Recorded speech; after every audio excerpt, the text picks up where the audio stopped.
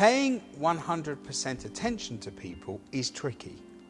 It's something we should do automatically, but as we've gone through our lives, we've learned how to pay 40% attention whilst paying 60% attention to other things. Now, what with the influx of mobile phones, PDAs, iPads, we can now pay 10% attention to someone that's talking to us and a whopping great 80% to what we want to do with our fingers. And I mentioned before about the height of bad manners, same thing. Now, when we talk to people on the phone, it's great because we can be on the phone. They don't even know we're not paying attention.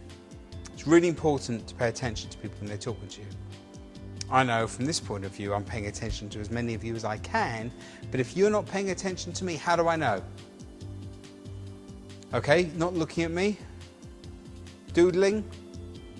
Okay, so I get the feeling from my visuals about if you're paying attention to me. Okay, good. What about if you are talking to somebody on the phone? So let's first of all look at some do's and don'ts. First of all, be polite. Because if you're being polite to somebody, you're letting them talk. So focusing on them, paying attention to them, giving them the opportunity to speak and not interrupting. Because if you're interrupting, what you're saying to that person is what you're saying isn't that important. What I've got to say is more important than whatever you've got to say, and that's the height of bad manners. Now, I just mentioned if you're on the phone, listening for verbal cues. So what could a verbal cue be? The word okay, uh-huh, yep, uh-huh. All of that, verbal cues, so you know they're listening, like mini acknowledgements. And you can give those verbal cues to let somebody know that you're listening to them. Don't sit there going, tutting, you know, that's not a verbal cue. So, do listen and give verbal cues, don't get distracted. What do you do if someone's talking to you and something else happens that you need to deal with? Okay, so you would say to them, sorry to interrupt you, I have to deal with something, may I call you back? Something has literally just come in or whatever. Good. 3, let them talk, which I suppose goes with don't interrupt as well, but let them talk. Let them say what they've got to say, because that's the essence of communication, two-way. If I just talked at you all day, wouldn't that make it a lesser communication? I might be getting my points across, but am I checking for understanding? Okay, so how does that change it for you? It makes it more engaging. If I just stood up here on a lectern, just talked at you, how would that feel? Okay, boring. Apparently you have 20 minutes before your brain goes turn off.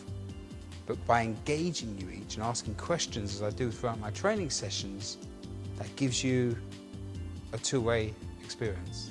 Do you feel that? Good. Okay, so let them talk and don't make assumptions as to what they're saying. Now, when someone's talking to you and telling you something, you might know what they're telling you. Agreed? You know. Why do you think you should still let them talk?